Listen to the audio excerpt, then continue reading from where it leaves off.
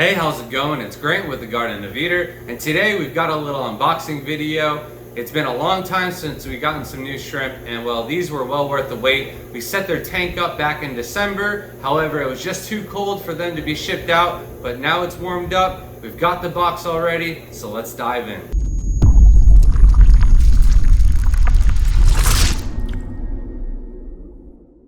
Alright, so now I gave a big hint on what kind of shrimp these could possibly be, but there's quite a few types of these species of shrimp. But being that they need warm weather to be shipped out, you probably know that they're a Sulawesi species.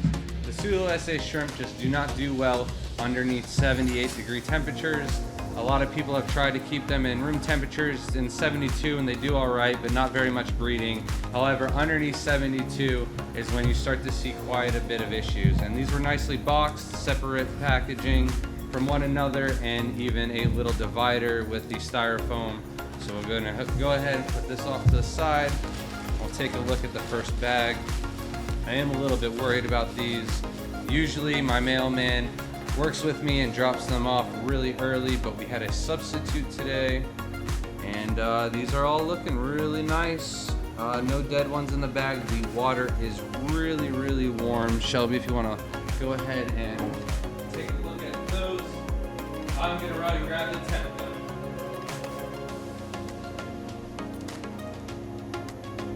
Alright, and these are quite warm, if you can see that. Can you see it? 87 degrees. So that's like 7 degrees warmer than we want these guys. So we are going to gradually let these guys come back down to about 80-degree temperatures where we have their tank set up. So put these off to the side. And then we're gonna wanna get these guys drip acclimating right away. That'll help bring down the temperature as well as top the water off with some nice clean water for them in case. But it does look like it was packaged with Purgen, so the water doesn't seem to be dirty, especially since there's no dead ones. It's always a good sign. And these are homebred Sulawesi shrimp, so I'm super excited about these, especially since they're a type that we haven't tried before. These are the Sulawesi Black Galaxy, and sadly there is one dead one. I just want to check, but I mean, that's to be expected with how hot the water is, how long they've been in shipment. But we got these guys and we already had everything set up for the unboxing video for them. So this is right after we've got them unboxed, and we'll get them acclimated. And I'll start with this bag first since there is a dead one. So let's get started. All right, so we got the drip acclimation started, and I've got it going a little bit slower than usual. We're going to increase it back once it's around 83, 84 degree temperature. But for now, the temperatures are just too far apart from where we want them, and I do not want to stress the shrimp out too much by changing the temperature as well as some of the parameters. Now that the temperature is down to about 83 degrees, I'm going to go ahead and increase the flow.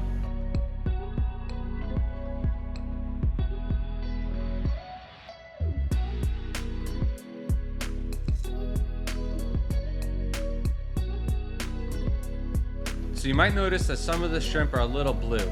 That is completely normal with Sulawesi shrimp. In fact, when you turn the lights on most Sulawesi shrimp, they can look a little bit blue in color, and then as they adapt and get used to the light, their color comes back and they'll look more like the the black and red Sulawesi shrimp that we got.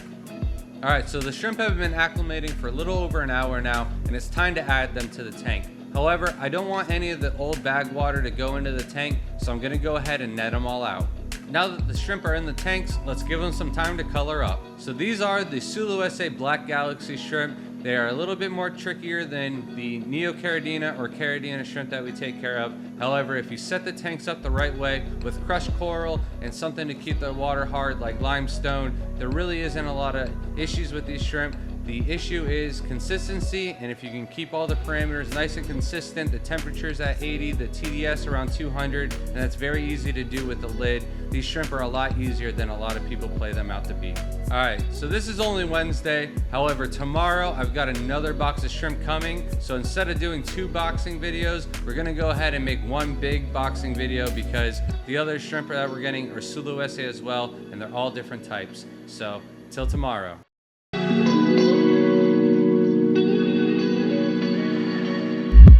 Okay, the new box is also here, and I'm gonna jump right into getting this one open. The mailman calls me up, tells me he is actually stuck in the sand. I tried to help push him out, but he is just buried in there. So these shrimp were supposed to be delivered yesterday. I had them overnight, and sadly they're a little late, and I'm a little bit more worried about these guys because some of these are originally imports, not all homebred, and he did say that he put quite a few of them in the same bag. So, oh no, I hate this insulation.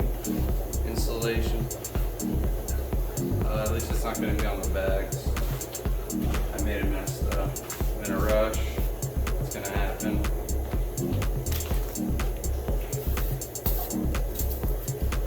Quick improvising here.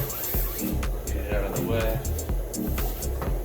Put a lid on it so the dogs don't make it a mess. More mess than it already is.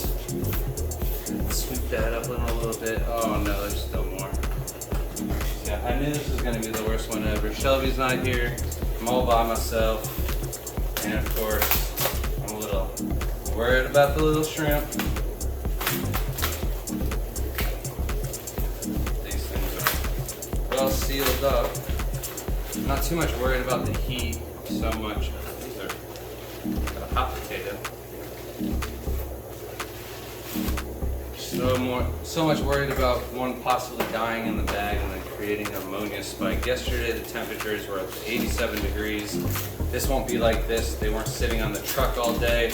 Like I said yesterday, I had a sub and I wasn't able to get the shrimp right away, but today I had my main mailman, and as soon as the express truck came, he came by and delivered these, or tried to turn around, got stuck in the sugar sand, so feel real bad. But I'm gonna get these going, acclimated, and if he hasn't figured a way to get out, I'm gonna head over there with a shovel. I'm a little out of breath. I tried to push him out, but he's pretty much buried in there. Those mail trucks really do not have a lot of horsepower or torque to get out of there. And a lot of moss. I was not expecting moss.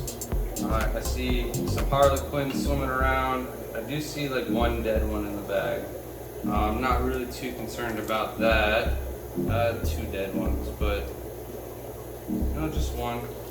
I don't know. Let me take a look at this other one first before we go ahead and get you guys some close-up shots. And then I'm going to jump right into getting these guys acclimated. I'm also going to have to put these guys into a bigger container and sort them out because there's harlequin in there, white orchids, cardinals, and he said he even threw me a couple of yellow cheekies. So we already have cardinals. We've had harlequin in the past. They didn't work out. Same with the yellow cheeky. I believe we had berries, but none of the babies ended up surviving, and they're just really one of the harder types of shrimp that we've ever tried to keep. So these guys seem to be doing all right. I don't see any dead in the bag.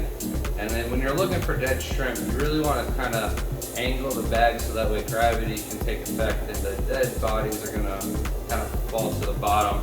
Now somebody said like if it's floating it's dead, but shrimp bodies really don't float. They just kind of sink and then fall to the bottom, and then when they're at the bottom they start to fall and decay. So everything looks good on the second bag.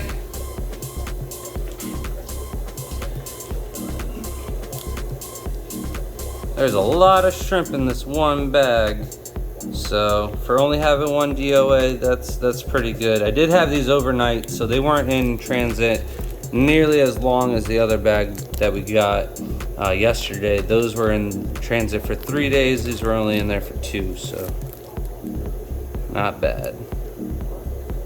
And the next bag, sorry, Shelby usually does this, and I'm busy looking in the bag and not on the camera to get focused. So, but these are harlequins, so I won't have to separate these. Maybe they'll get their own little tank, but definitely excited to get these Sulawesi shrimp.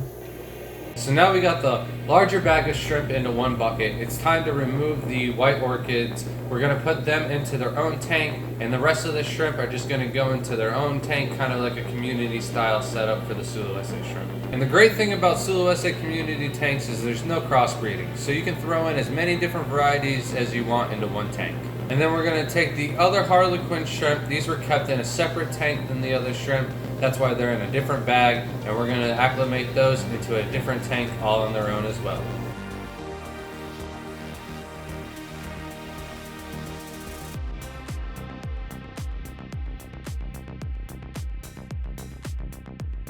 And while they're acclimating, we set up some chairs so that way Shrimp and Theo won't use the bowls as drinking water or knock them over just being curious. I want to give a big thanks to Tim Utterback. You can check out some of his cool videos at Shrimply Beautiful over on TikTok. He's got a bunch of like techno style Sulawesi videos. They're really great. Thanks, Tim. So that's going to be it for this video. We do have one last empty Sulawesi tank. If you can guess what that's going to be, drop a comment down below. We might send you a little special gift package. But till next time, thanks for watching. Have a nice day.